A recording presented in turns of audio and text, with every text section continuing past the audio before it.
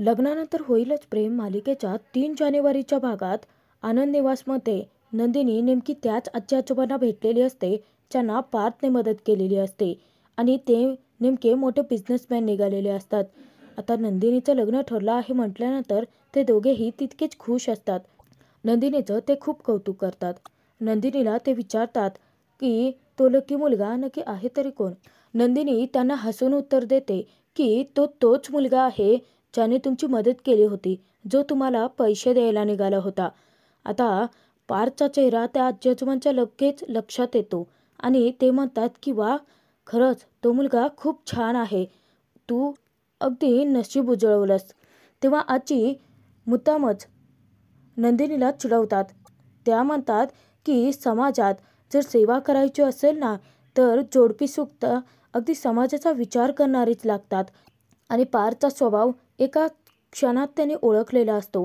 तर आजोबा तिथे नंदिनीला चिडवतात की लवकरच तुम्हाला छान तुमच्यासारखेच गोंडस मुलं होतील.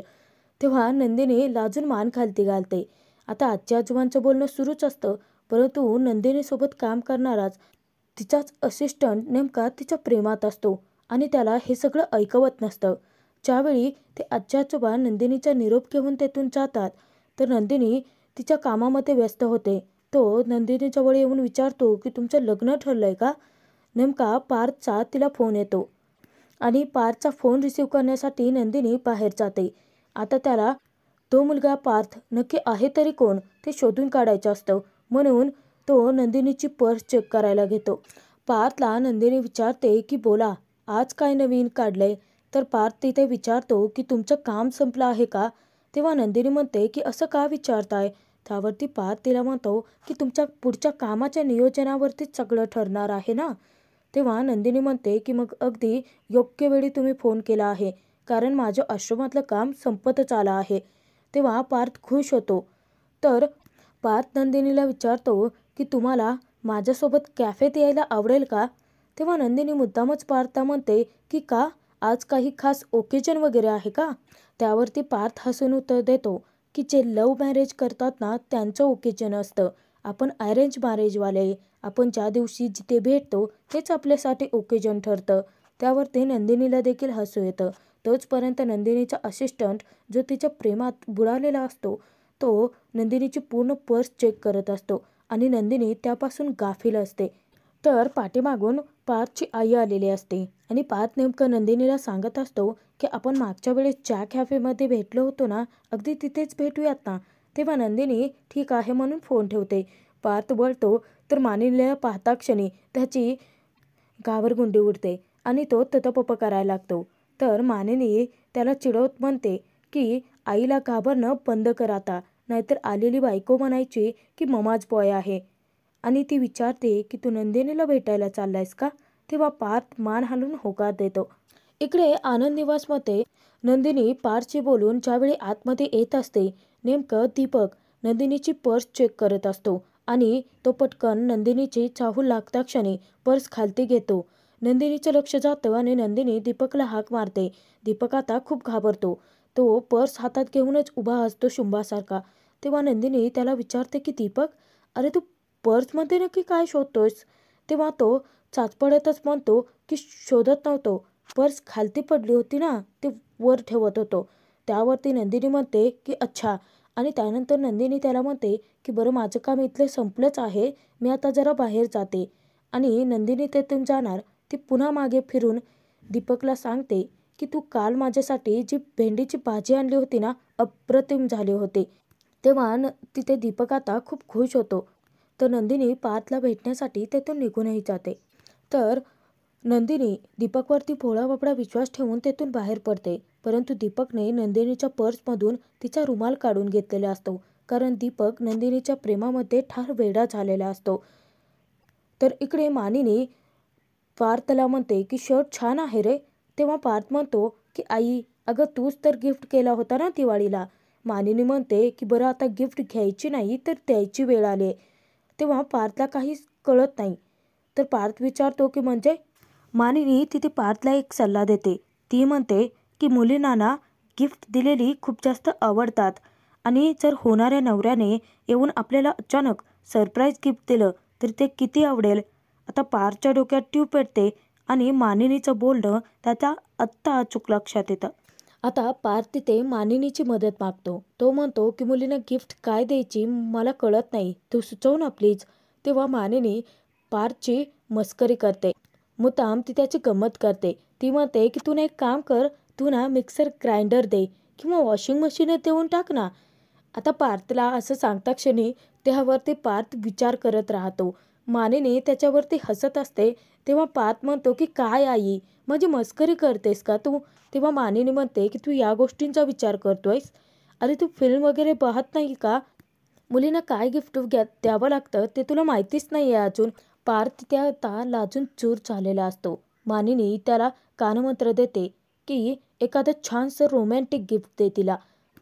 तेव्हा पार्थला ती म्हणते जाऊ देस, तू काय सुधारणार नाही, आता नंदिनी आल्यानंतरच तुला सुधारावू शकेल. आणि पार्थचा निरोप घेऊन ती तेथून निघून जाते. पार्थला एक गोष्ट तरी लक्षात आलेली असते की नंदिनीला जर आपण एखादं छानसं गिफ्ट दिलं तर ती नक्कीच आपल्यावरती खुश होईल. आता इकडे नेमकं होतं असं की काव्य जीवा दोघेही ज्या कॅफेमध्ये भेटलेले असतात नेमकं त्याच कॅफेमध्ये नंदिनी पार्थ देखील असतात. आणि या दोन जोड्यांना त्या दोन जोड्या तिथे आहेत ते माहितीच नसतं. तेव्हा जीवा थोडासा कळवळत असतो. काव्या त्याला काळजीने विचारते की खूप दुखते का रे. तेव्हा जीवा म्हणतो की दुखतंय, परंतु प्रेमाने फुंकर मारली तर लगेच राहील. तेव्हा काव्या थोडीशी चिडते. तर जीवा मुद्दाम तिची मस्करी करत म्हणतो की परंतु प्रेमाने फुंकर मारणारं इथे आसपास कुणी नाहीच आहे ना. त्यावरती चिडलेली काव्या म्हणते की मग जा, अरे शोधून आण. तेव्हा जीवा म्हणतो की नाही नको, दुखणंच थांबलं माझं. इकडे वेटर नंदिनी पार्थकडे आलेला असतो आणि तो त्यांची ऑर्डर विचारतो. आणि दोघेही एकदमच सिनेमन कॉफी ऑर्डर करतात. आणि दोघांच्याही तोंडून एकच वाक्य बाहेर पडल्याने एकमेकांकडे पाहून ते दोघेही हसत असतात. तर तोच वेटर नेमका जीवा काव्याकडे येतो आणि त्यांची ऑर्डर विचारतो. तर जीवा काव्याला कॅरमेल कॉफी खूप जास्त आवडते आणि दोघेही एकच कॉफी ऑर्डर करतात. तर काव्या तिथे आता जीवाला म्हणते की जीवा तू ना डोळे बंद कर, कारण काव्याला जीवाला सरप्राईज द्यायचं असतं. तेव्हा जीवाचा फाजीलपणा पुन्हा चालू होतो आणि जीवा डोळे बंद करून आपला गाल पुढे करतो. त्याला वाटतं की काव्या आपल्याला किस करेल. तेव्हा काव्या म्हणते की तुला नेहमी तेच कसं सुचतं रे, तुला डोळं बंद करायला सांगितलेत म्हणजे पुढचा आगाऊपणा करायला सांगितलं असं नाही. गुपचूपपणे डोळे बंद कर आणि शांत बस. तेव्हा तिथे जीवा काव्याचं लहान मुलांसारखं ऐकतो. तर काव्याने जीवासाठी एक छानसं गिफ्ट आणलेलं असतं. तर त्याचप्रमाणे पार्थने देखील नंदिनीसाठी छानसं गिफ्ट आणलेलं असतं. पार्थ अगदी रोमॅन्टिक मूडमध्येच नंदिनीला भेटायला आलेला असतो. नंदिनी तिथे आता पार्थला म्हणते की हो याची काय गरज होती. तेव्हा पार्थ म्हणतो की मी खास तुमच्यासाठी घेऊन आलोय, प्लीज घ्या ना. तेव्हा नंदिनीला आता थोडंसं गिल्टी वाटतं. नंदिनी पार्थची माफी मागते आणि म्हणते की मी तुमच्यासाठी काहीच नाही घेऊन आले. त्यावरती पार्थ म्हणतो की तुम्ही माझा भेटायला आलात तेच माझ्यासाठी पुरेसं आहे. तर तोचपर्यंत इकडे काव्या जीवाला डोळे उघडायला सांगते. आणि जीवा ज्यावेळी ते गिफ्ट पाहतो तेव्हा अगदी आनंदाने उड्याच मारतो आणि तो विचारतो की माझ्यासाठी आहे. तेव्हा काव्या पुन्हा त्याची मस्करी करते आणि त्याला म्हणते की नाही वेटरसाठी आणले, देऊ का. तेव्हा जीवा म्हणतो की नाही नको. ज्यावेळी इकडे नंदिनी ते गिफ्ट उघडून पाहते तर पार्थने तिच्या नेमका आवडीचाच येलो कलरचा स्कार्फ तिला गिफ्ट केलेला असतो. आणि नंदिनी पार्थला म्हणते की वाव, खरंच खूप छान आहे आणि हा रंग माझा खूप आवडता कलर आहे. परंतु पार्थचा विश्वास बसत नाही. पार्थ म्हणतो की माझं मन मोडू नये म्हणून म्हणताय ना. तेव्हा नंदिनी म्हणते की नाही, खरंच खूप छान गिफ्ट आहे, माझा खूप जास्त आवडता कलर आहे आणि टेक्स्चर देखील खूप छान आहे, थँक्यू म्हणत ती त्याचे आभार मानते. तर काव्याने नेमकं येलो कलरचाच जो जीवाचा आवडता कलर आहे त्याचा शर्ट गिफ्ट केलेला असतो. आणि तो शर्ट पाहता क्षणी जीवा त्या गिफ्टचं खूप कौतुक करतो. तर जीवा तिथे सर्वात जास्त कौतुक तर काव्याचंच करतो. तो म्हणतो की माझ्याकडे अशा टेक्स्चरचा असा शर्ट नव्हताच. आणि जीवा तिथे आता पटकन तो शर्ट घालायला लागतो. तेव्हा काव्या विचारते अरे वेडायस का तू, उद्या आपण भेटणार आहोत ना तेव्हा घाल ना. तेव्हा जीवा म्हणतो की ओकेजन नक्की काय. त्यावरती काव्या त्याला विचारते टॅटू काढताना होतं का ओकेजन. काव्या तिथे जीवाला सांगते की दोन व्यक्ती प्रेमात असताना ते एकमेकांशी भेटतात, तो प्रत्येक क्षण, तो प्रत्येक दिवस अगदी ओकेजनच असतो. तेव्हा जीवाला हसू येतं. काव्या देखील तितकीच खुश असते. तसंच पार्थ आणि नंदिनी देखील एकमेकांना भेटून खूप खुश असतात.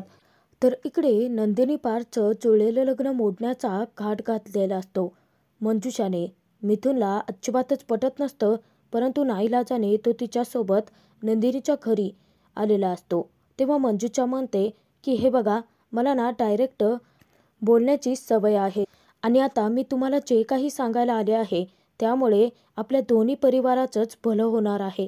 तुमची गेल्या कित्येक वर्षांची एवढी घट्ट मैत्री आहे आणि ती उगाचच अशी तुटू नये आणि एकमेकांपासून तुम्ही दूर जाऊ नयेत. उलट आपलं एकमेकांच्याकडे येणं जाणं वाढावं असंच मला वाटतं. तर तिथे मंजुषा नंदिनीच्या आईबाबांशी खूप गोड वागत असते, खूप गोड बोलत असते. खरं तर माझ्याही पदरात 2 मुली आहेत, त्यामुळे मुलींच्या आईबाबांना नक्की काय वाटतं ते सगळं मी स्वतः समजून घेऊ शकते, नाही का हो? असं ती मिथुनला विचारते. आता मिथुनच्या मनात नसून देखील तो मंजुषाची साथ निभावतो. तर तो म्हणतो की हो, अगदी योग्यच बोलतेस. तेव्हा मंजुषा तिथे म्हणते की हे बघा, माझा हेतू वाईट नाही आहे किंवा चुकीचाही नाही आहे. तेव्हा शारदा तिला समजावते की हे बघा मंजुषाताई, तुम्हाला जे काही सांगायचं असेल ते अगदी स्पष्टपणे आणि निर्धास्तपणे सांगा. आणि मंजुषा तिथे आता आगीत तेल ओतते आणि मुद्दामच ते म्हणते की पार्थ नंदिनीचं लग्न जमलंय आणि म्हणूनच आम्ही घरातील सर्वच जण खूप खुश आहोत. परंतु वसुताईचं? तेव्हा धनंजय विचारतो की वसुताईचं काय? तेव्हा मंजुषा सांगते की ती अजूनही भूतकाळ विसरलेली नाही आहे. तिच्या सुडाची आग अजूनही तिच्या मनात धगधगते आणि या अशा परिस्थितीमध्ये तुमची मुलगी नंदिनी आमच्या घरी आली तर वसुताई तिला सुखाने तिथे जगू देणार नाही आणि तिच्या पुढे आमचं काहीच चालत नाही, कारण ती आमच्या घरात थोरली आहे ना. तेव्हा नंदिनीबद्दल धनंजय शारदाला जी भीती असते नेमकं तेच मंजुषाने मत मांडलेलं असतं. पार्थ नंदिनीचं लग्न ठरलंय त्यासाठी मी देखील तितकीच खुश आहे, परंतु वस्तुस्थिती तुम्हाला कळणं तितकंच महत्त्वाचं आहे. म्हणून तुम्ही रागवाल तरी देखील मी इथे आले आहे. तर त्यानंतरच मंजुषा तेथून त्यांचा निरोप घेते आणि ती ज्यावेळी निघालेली असते ती परत फिरते. धनंजय शारदाला विचारते की जे काही आहे सांगितलेलं या सगळ्यांमध्ये तुम्ही माझं नाव कुठेही येऊ देणार नाहीत, कारण तुमची मुलगी नंदिनी जितकी तुम्हाला प्रिय आहे तसंच माझा भाऊ विक्रम आणि भाचा पार्थ मला देखील प्रिय आहेत, नाही का?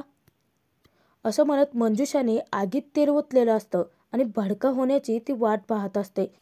मंजुषा तिथे आता धनंजयचा निरोप घेते. धनंजय तिला विश्वासाने सांगतो की ठीक आहे, तुम्ही आम्हाला हे सगळं सांगितलेत, या सगळ्यांमध्ये तुमचं नाव कधीच कुठेच नाही येणार. असं तिथे आता विश्वास देता क्षणी मंजुषा तेथून निघून जाते. शारदा धनंजय दोघे आता नंदिनीच्या काळजीत पडतात. परंतु नंदिनी पार्थचं यांचं नातं आता हळूहळू फुलायला लागलेलं असतं. त्यांची मनं हळूहळू आता जुळायला लागलेली असतात.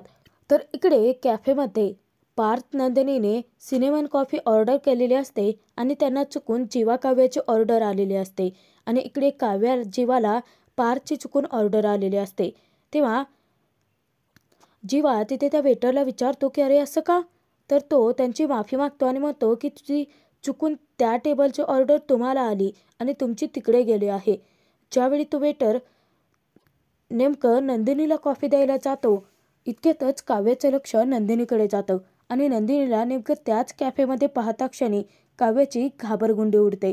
काव्या तिथे म्हणते की जीवाताई. त्यावरती जीवा पुन्हा फाजीलपणा करतो आणि म्हणतो की जीवाताई काय, त्यापेक्षा जन्मेजय बरंच होतं. तेव्हा काव्या त्याला एक फटका देते आणि म्हणते की जीवा, अरे मागे बघ, माझी ताई नंदिनी ताई इथे आहे. जीवाला आता तिथे कुठेच नंदिनी दिसत नसते. तर जीवा म्हणतो की अरे ती वेगळी मुलगी आहे. त्यावरती काव्या म्हणते की अरे त्या मुलीच्या पाठीमागे बघ रे. तेव्हा जीवा पाहतो आता नंदिनी पार्थला सोबत पाहता क्षणी जीवा काव्याची घाबरगुंडी उडालेली असते. नुसती त्यांची धांदल उडावलेली असते. कुठे तोंड लपवावं तेच कळत नसतं. दोघे आता चेअरच्या खालच्या बाजूलाच बसतात. तर मंजुषाने तिथे आता आग लावलेली असते आणि नेमकं तिच्या बोलण्यावरती विश्वास ठेवत शारदा धनंजय काळजीत पडतात. शारदा म्हणते की मी तुम्हाला म्हणाले होते की हे जे आपण करतोय ते इतकं सोपं नाही आहे. वसुताई आपल्या मुलीला सुखाने जगूच देणार नाहीत. तेव्हा धनंजयला देखील नंदिनीची काळजी वाटते. धनंजय म्हणतो की याबद्दल मी विक्रमला कळवतोच. तेव्हा शारदा त्याला म्हणते की मंजुषाताईचं नाव कुठेही येऊ देऊ नका. नाही म्हणजे त्यांनी एवढं धाडस करून आपल्या मुलीला त्या सगळ्यातून वाचवण्यासाठी प्रयत्न केले आहेत. परंतु या सगळ्यांमध्ये आपले त्यांच्याशी जुळलेले सलोख्याचे संबंध कुठेही तुटायला नकोत. तर धनंजय तिथे आता विक्रमला फोन करून या सगळ्यांबद्दल चौकशी करण्याचा निर्णय घेतो. तोचपर्यंत इकडे जीवा काव्या दोघेही घाबरलेले असतात. तर काव्या जीवाला म्हणते की ताई तर आहे परंतु तिच्यासोबत नक्की कोण आहे तेच कळत नाही आहे. इतक्यात जीवाच्या डोक्यात ट्यूब पेटते आणि जीवा काव्याला सांगतो की अगं तो 100% दादाच असणार आहे, कारण सिनेमन कॉफी ही दादाची ऑल टाईम फेवरेट कॉफी आहे आणि नेमकी तीच ऑर्डर आपल्या टेबलवरती आली होती. तेव्हा काव्याला मोठा धक्काच बसतो. काव्याला तर आता खूपच टेन्शन आलेलं असतं. तर तिथे जीवा म्हणतो की मला ना आता ओरडा पडेल, मेलो मी. त्यावरती काव्या म्हणते की मला ना डबल ओरडा पडेल जीवा, कारण कधीही काहीही जरी झालं तरी मुलींना जास्त गृहीत धरलं जातं. तेव्हा जीवा तिथे ठरवतो की घाबरायचं कशाला, नाही म्हणजे आता आपलं एकमेकांवरती प्रेम आहे तर आता मी हे कामच करतो. आत्ताच्या आत्ता उठून जातो आणि दादा ताईला सगळं काही सांगतो. तेव्हा काव्याला जीवाचा खूप राग येतो. तर जीवा म्हणतो की नाही म्हणजे त्या दोघांमुळेच आपल्या दोन्ही दुरावलेले फॅमिलीज दूर आले आहेत, जवळ आले आहेत. मग आता त्यांच्यामुळेच आपलं लग्न जुळायला, आपलं नातं जुळायला असा कितीसा वेळ लागणार आहे. तेव्हा काव्या डोक्यालाच हात लावून बसते, कारण आता त्या जीवाला कसं अडवायचं आणि कसं समजायचं हा खूप मोठा प्रश्न तिला पडलेला असतो. काव्या तिथे जीवाला एका गोष्टीची जाणीव करून देते. ती म्हणते की तू एक गोष्ट विसरतोयस. माझ्या बाबांची अट काय आहे, मुलगा कितीही शिकला किंवा कितीही श्रीमंत घराण्यातला असला तरी तो स्वतःच्या पायांवरती उभा असणारा हवा. आणि तुझ्या घरामध्ये तर तुमचा सगळा बिझनेस तुझे बाबा आणि तुझा दादाच सांभाळतो. तू फक्त कमावतायस, तू ना नुसतं त्यांचं शेपूटच आहेस. तेव्हा काव्या खूप काही ऐकवत असते. जीवा तोंड पाडून बसतो. तर काव्या म्हणते की चिडून बघू नकोस असा, ते फॅक्टच आहे. आपली दोन्ही घरे जरी एकत्र आली असली तरी देखील तू माझ्या बाबांकडून ग्रीन सिग्नल तुला मिळेल ते सगळं काही विसरच आता. आणि तू जर असा वेडेपणा केलास ना तर सगळंच संपलं. मग माझे बाबा साधं तुला भेटूही देणार नाहीत. काव्याने तिथे खरी फॅक्ट सांगितलेली असते आणि जीवाला शांत पद्धतीने समजावलेलं असतं की घाई गडबड करणं किती चुकीचं आहे. इकडे जीवा आता हळुवारपणे त्यांच्यावरती नजर ठेवून असतो की ते नक्की कधी जातील.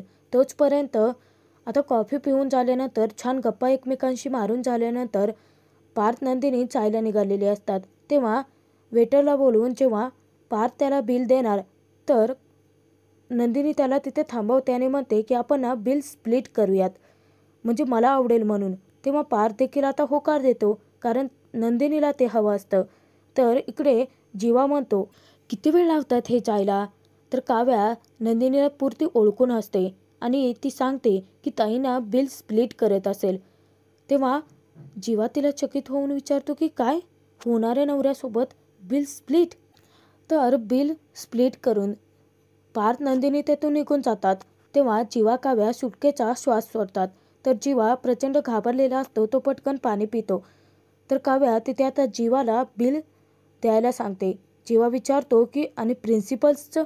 तेव्हा काव्या सांगते की ते प्रिन्सिपल्स नंदिनी ताईचे, मी काव्य आहे. आणि तसंही इथे यायची आयडिया तुझीच होती. आज त्यातून एवढं मोठं महागडं गिफ्ट मी तुला दिलं आहे. हा कॅफे तू सुचवलाय, म्हणजे आता बिल तूच द्यायचं. त्यावरती जीवा म्हणतो की माझं काही म्हणणंच नाही आहे. तो काव्याच्या होला हो करतो. काव्या तिथे जीवाला सक्त ताकीद देते की उद्या मला भेटायला येताना ते जॅकेट घालूनच यायचं. त्यावरती जीवा म्हणतो की काय बिशात आहे माझी, मी तुझं ऐकणार नाही, हे शक्य आहे का. तेव्हा काव्या तेथून निघून जाते. तर इकडे विक्रमला धनंजयचा फोन आलेला असतो. तो मानिनीला म्हणतो की धनंजय अर्जंटली भेटायला ये म्हणतोय. तर विक्रम तिथे धनंजयला फोनवरती विचारतो की काहीतरी अंदाज दे ना, काही मोठा प्रॉब्लेम झालेला नाही आहे ना. तेव्हा विक्रमला धनंजय सांगतो की नाही. आता विक्रम फोन ठेवून देतो आणि म्हणतो की दोघांनाही अर्जंटमध्ये भेटायला बोलावतोय. त्यावरती मानिनी म्हणते की जाऊयात, भेटून येऊयात, नाहीतर उगाचच इथे नको ते विचार मनात येत राहतील. तेव्हा दोघेही आता धनंजयला भेटण्याचा निर्णय घेतात. तोचपर्यंत दीपक इकडे तिकडे फेऱ्या मारत नंदिनीची आनंद निवासमध्ये वाट पाहत असतो. इकडे आनंद निवासमध्ये दीपक नंदिनीवरती खूप प्रेम करत असतो. तो म्हणतो की आज काहीही झालं तरी माझ्या नंदिनीला मी प्रपोज करूनच टाकेन. मी तिच्यावरती नक्की किती प्रेम करेल हे तिला कळेलच. तर तिथेच नेमकं आनंद निवासमध्ये वसुंधरा देखील आलेली असते, कारण त्यांना हे नातं काहीही करून तोडायचं असतं. ती म्हणते की या नंदिनीला मी सांगून टाकेन की माझी रम्या पार्थवरती किती प्रेम करते. मग या नंदिनीसारख्या मुली पटकन विरघळून जातात आणि ती स्वतःहूनच लग्न मोडेल. हे नातं मी संपवूनच टाकणार आहे. तर दीपक देखील तेच ठरवतो की हा पार्थ माझ्या आणि नंदिनीच्या प्रेमाच्या आड येतो आहे. आता हे नातं संपायलाच पाहिजे. आता सगळ्यांनाच असं वाटत असतं.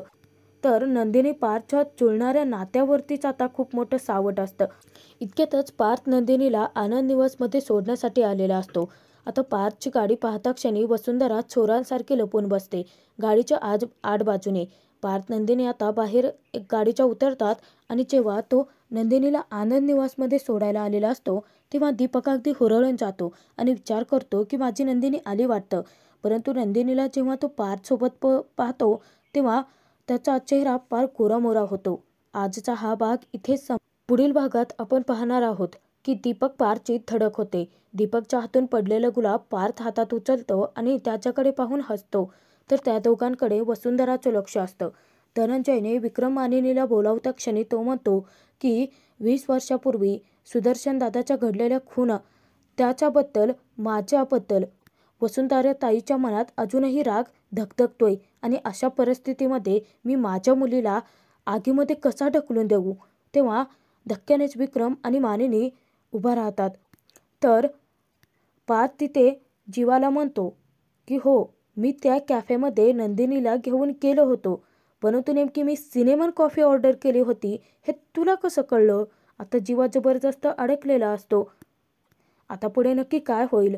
पार्थ नंदिनीचं लग्न होईल का, की नियतीने नात्यांची आखलेल्या परिक्रमेत या दोन्ही जोड्या कशा बदलल्या जातील ते पाहणं तितकंच मनोरंजक ठरेल.